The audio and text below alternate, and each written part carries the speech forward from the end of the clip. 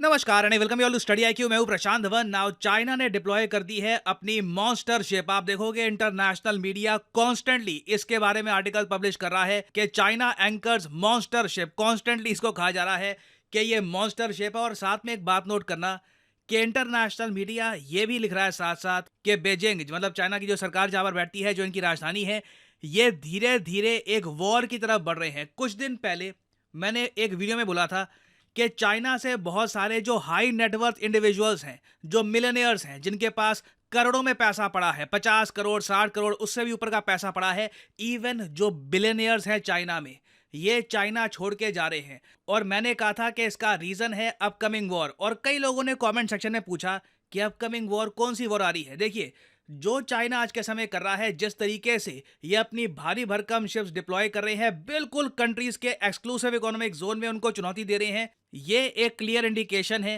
कि China war चाहता है। और अमीर लोग एक देश तभी छोड़ के भागते हैं जब उनको पता है कि वॉर स्टार्ट अगर हो गई तो सैंक्शंस लग सकते हैं, उस कंट्री में टैक्सेस बहुत ज़्यादा बढ़ सकते हैं, दुनिया भर की और प्रॉब्लम्स आ सकती हैं। तो सिंस अमीरों के पास ऑप्शंस होती हैं, वो सबसे पहले कंट्री से निकलना स्टार्ट कर देते हैं। तो आप देखोगे हजारों की संख्या में 15-20 हजार मिलियनियर्स और बहुत सारे बिलियनियर्स चाइना छोड़ के जा रहे हैं। और ये नंबर आप देखोगे जैसे जैसे 2027-28 आएगा, ये नंबर बढ़ता जाएगा। तो इस वीडियो में हम बात करेंगे कि चाइना की जो ये मॉन्स्टर शिप है, जिसके बारे में सब लोग आज के समय आर्टिकल्स पब्लिश कर रहे हैं, ये है क्या और इसका इम्पैक्ट इंडिया पे भी क्या पड़ेगा। अब देखो, दुनिया में हर देश के पास एक नौसेना होती है और साथ ही साथ एक कंट्री कोस्टल गार्ड शिप्स भी अपने साथ रखता है। अब फॉर एग्जांपल, इंडिया के पास हमारी नौसेना तो है, नौसेना के पास हमारे एयरक्राफ्ट कैरियर हैं, डिस्ट्रॉयर, फ्रिगेट्स, बड़ी बड़ी शिप्स हैं, मगर फिर हमारे कोस्टल वेसल्स भी हैं। ये हमारी जो कोस्ट लाइन है उसकी रक्षा के लिए होते हैं और यूजुअली ये काफ़ी छोटे होते हैं।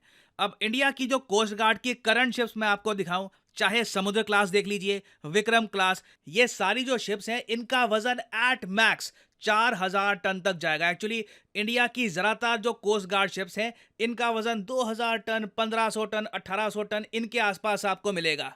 और दुनिया के ऑलमोस्ट हर कंट्री में आपको सेम पैटर्न ही मिलेगा। कोस्ट गार्ड शिप्स कोई कंट्री बहुत बड़ी नहीं बनाता। नाउ यहीं पे एंट्री होती है चाइना की। चाइना कहता है कि hold my Wuhan bat soup, और चाइना काम करना स्टार्ट कर देता है भारी भरकम कोस्ट गार्ड शिप्स पर। ऐसी शिप्स जो दुनिया की बाकी कोस्ट गार्ड शिप से 2 गुना नहीं, 4 गुना नहीं, 6 गुना बड़ी है।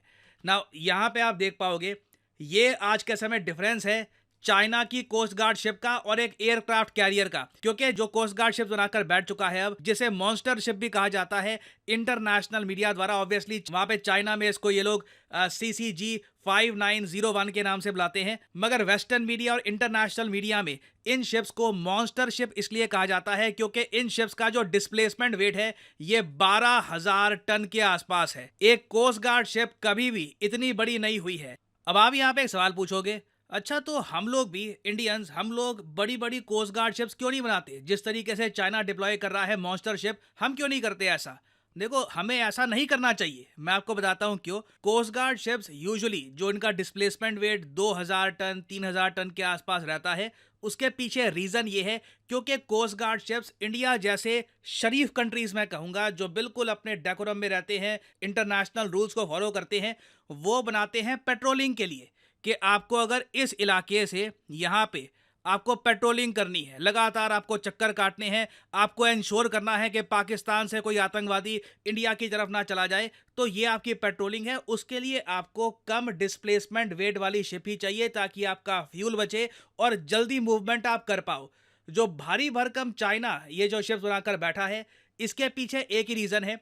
जो आसपास के देश है साउथ चाइना सी में, इनकी शिप्स को या तो टकरे मारना या फिर इनके सामने एक आप कह लीजिए स्ट्रेंथ दिखाना कि ये है हमारी शिप और साउथ चाइना सी हमारा है, अपनी कोस्ट गार्ड शिप्स को पीछे कर लो। क्योंकि जो भी यहाँ पे आप देख पाओगे आसपास के देश, फिलीपींस, इंडोनेशिया, वियतनाम, इनकी कोस्ट गार्ड शिप्स आप समझ सकते हैं भारत से भी बहुत छोटी है। तो चाइना की कोस्ट गार्ड शिप जब आती है, और अब चाइना ने एक इमेज बना ली है कि ये लोग अटैक करने से झिझकेंगे नहीं। जो रिसेंटली फिलीपींस पे अटैक हुआ था, जिस पर मैंने वीडियो भी बनाई थी, और अब तो खैर ऑनलाइन इस इंसिडेंट्स की जो हाइलाइट्स हैं, जी हाँ हाइलाइट्स, ये भी अपलोड करनी स्टार्ट कर दी है फिलीपींस की मिलिट्री ने। यहाँ पे आप देख पाओगे आर्म फोर्सेज ऑफ फिलीपींस ये यहाँ पर अपलोड कर रहे हैं ये वीडियो। ये चाइना की एक छोटी शिप है, कोस्ट गार्ड शिप नहीं है, उससे भी छोटी शिप है। ये साथ में फिलीपींस की कोस्ट गार्ड शिप, और यहाँ पे आप देख पाओगे पहले तो टक्कर मारी गई और उसके बाद चाइनीज नेवी के लोग ये जो टैक्टिक है ना चाइना का, के बिल्कुल दे मारो अपनी शिप को उन पर। और उसके बाद चाकू से, भालों से, जो भी गलवान टाइप के इन्होंने वेपन्स बना रखे हैं, उन वेपन से इन्होंने फिलीपींस के जो यहाँ पर नेवल पर्सनल है इनको अटैक करना स्टार्ट कर दिया। कई लोगों को बुरी इंजरी आई है। यहाँ पर बताया गया है कि एक फिलीपींस की नेवी से एक आदमी मारा भी गया। यहाँ पे आप देख पाओगे चाइनीज मिलिट्री कुल्हाड़ी यूज कर रही है। तो अब आप इमेजिन करो, ये तो यहाँ पर बहुत ज्यादा छोटी शिप्स का ये लोग इस्तेमाल कर रहे हैं। अब जो चाइना ने अपनी मॉन्स्टर कोस्ट गार्ड शिप यहाँ पे डिप्लॉय कर दिया, आप इमेजिन करके देखिए कि आपकी शिप से कई गुना बड़ी शिप बिल्कुल आपकी तरफ आ रही है, और आपको पता है कि चाइनीज नेवी का क्या थॉट प्रोसेस है, किस तरीके से ये लोग बस दे मारते हैं अपनी शिप को। ऑब्वियसली आप अपना इलाका छोड़ के पीछे हो जाओगे और अपनी पेट्रोलिंग, जिस एरिया पे आपको निगरानी रखनी थी, आप वो काम नहीं कर पाओगे। अब यहाँ पे आप पूछोगे इस सब का इम्पैक्ट इंडिया पे कैसे होता है। देखो, डायरेक्टली तो नहीं होता मगर इनडायरेक्टली होता है, क्योंकि फिलीपींस इंडिया का एक फ्रेंडली कंट्री है। फिलीपींस हमसे ब्रह्मोस मिसाइल परचेज कर चुका है, और इन द फ्यूचर आप देखोगे बहुत सारा डिफेंस इक्विपमेंट फिलीपींस लेगा इंडिया से। नाउ इंडिया देखो कंप्लीट बैकिंग दे रहा है फिलीपींस को over the tensions of South China Sea. Now मुझे ऑफ कोर्स ये भी ऐड करना पड़ेगा, फिलीपींस के पास सबसे बड़ा रामबाण जो आज के समय है, जिसको लेकर फिलीपींस काफी कॉन्फिडेंट है, वो है यूएसए के साथ म्यूचुअल डिफेंस ट्रीटी। अब तो बात चल रही है कि बहुत जल्द ये जापान के साथ भी एक डिफेंस पैक्ट साइन कर लेंगे। अगर कल को फिलीपींस पे अटैक होता भी है चाइना का, तो जापान मिलिट्री इक्विपमेंट प्रोवाइड कर रहा होगा फिलीपींस को। हालांकि वो कौन सा मिलिट्री इक्विपमेंट होगा, जापान की कोई मिलिट्री इंडस्ट्री है भी नहीं, इनके पास खुद सोल्जर्स की कमी है, तो जापान क्या कर पाएगा उसके बारे में मैं कुछ कह नहीं सकता। बट मेन आप कह लीजिए फिलीपींस को मेन सपोर्ट है यूएसए का। मगर मान लीजिए हाइपोथेटिकली स्पीकिंग, कल को ट्रम्प पावर में आ जाते हैं। ट्रम्प कहते हैं मुझे क्या फिलीपींस से, फिलीपींस इतना दूर, यूएसए इतना दूर, किसी जमाने में डिफेंस पैक्ट किया था, जाओ नहीं करते उस पर तुम्हारा सपोर्ट, जाओ कोर्ट में चले जाओ हमारे अगेंस्ट। फिलीपींस उस केस में क्या करेगा? तो फिलीपींस को कहीं ना कहीं बैकिंग चाहिए बाकी कंट्रीज की भी। They can not keep all their eggs in one American basket. सारी आप कह लीजिए उम्मीदें अगर ये यूएसए पर लेकर चलेंगे तो ये एक अच्छी स्ट्रैटेजी नहीं है। ये कुछ ऐसा ही है कि सारा पैसा आप एक स्टॉक में डाल दो और उम्मीद करो कि वही आपको अमीर बनाएगा। तो फिलीपींस ऑब्वियसली इंडिया का सपोर्ट मांगेगा इन द फ्यूचर। उसके बदले में हो सकता है कि ये कहें हम आपको और डिफेंस डील देते हैं, हम आपका और डिफेंस इक्विपमेंट परचेज करेंगे। जिस तरीके से नाउ अगेन जियो पॉलिटिक्स में गिव एंड टेक होता है।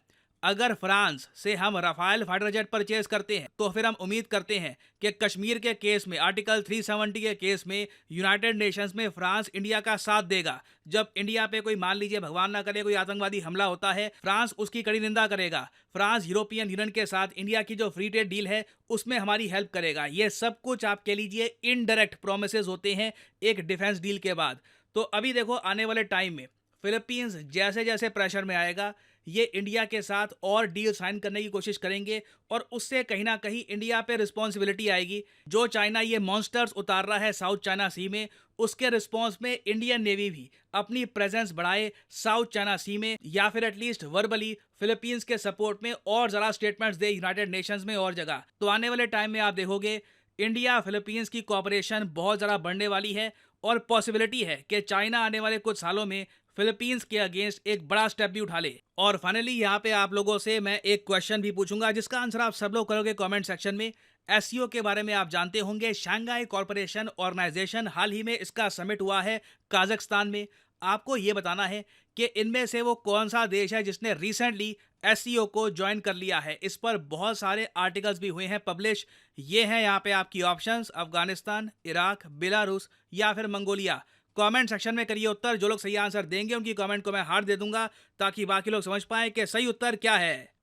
एक बहुत ही इंटरेस्टिंग कोट है, the start is what stops most people. ज्यादातर लोग लाइफ में बस शुरुआत ही नहीं कर पाते, बस शुरुआत कहां से करनी है वहीं पे अटके रहते हैं। बस स्टडी आईक्यू आपको मौका देता है एक करेक्ट तरीके से स्टार्ट करने का। स्टडी आईक्यू का न्यू सीजन बैच 2 इस महीने की 8 तारीख को शुरू हो जाएगा। तो आपके पास अभी टाइम है एनरोल करने का, ताकि 8 तारीख को आपकी पहली क्लास हो अंडर स्टडी आईक्यू। पहली क्लास का मतलब सब कुछ आप स्टार्ट से पढ़ेंगे, चाहे पॉलिटी हो, हिस्ट्री हो, ज्योग्राफी हो, all the subjects will be taught from the beginning, और एक प्रॉपर स्ट्रक्चर्ड तरीके से आप यूपीएससी एग्जाम की तैयारी कर रहे होंगे। फॉर एग्जाम्पल यहाँ पे आप देख सकते हैं, इस तरीके से होगी आपकी लाइव क्लास। तो इस नए बैच में प्रॉपर शुरुआत करने के लिए कमेंट सेक्शन में जाइए, यहाँ पे आपको मिलेगा link UPSC IAS new season batch 2 English batch का। वैसे आप अगर प्योर हिंदी में परचेज करना चाहें तो उसका लिंक भी यहाँ पे अवेलेबल है, और इस लिंक पर क्लिक करते ही आपके सामने खुल जाएगा ये पेज। अगर आप मोबाइल फोन पे हैं तो स्टडी आईक्यू की जो ऐप है ये भी आप कर सकते हैं डाउनलोड गूगल प्ले स्टोर पे या iOS पे, आपको आराम से ये ऐप मिल जाएगी। नाउ यहाँ पे आपको क्लिक करना है बाय नाउ पर, और ऑफ कोर्स जो यहाँ पे प्राइस लिखा है डोंट एवर पे दिस प्राइस, और जो यहाँ पे कोड्स लिखे हैं अगर आप ये कोड्स यूज करते हैं तो आपको मैक्सिमम डिस्काउंट नहीं मिलेगा। To get the maximum discount possible use the code PD10 और प्राइसेस गिरना शुरू हो जाएंगे। आप सिर्फ 29,000 रुपीज पे कर रहे होंगे एक 30 महीने के कोर्स के लिए, मतलब के per month you won't be even paying 1,000 rupees for your UPSC preparation. So use the code PD10 and save money. And as I always say, may the gods watch over you.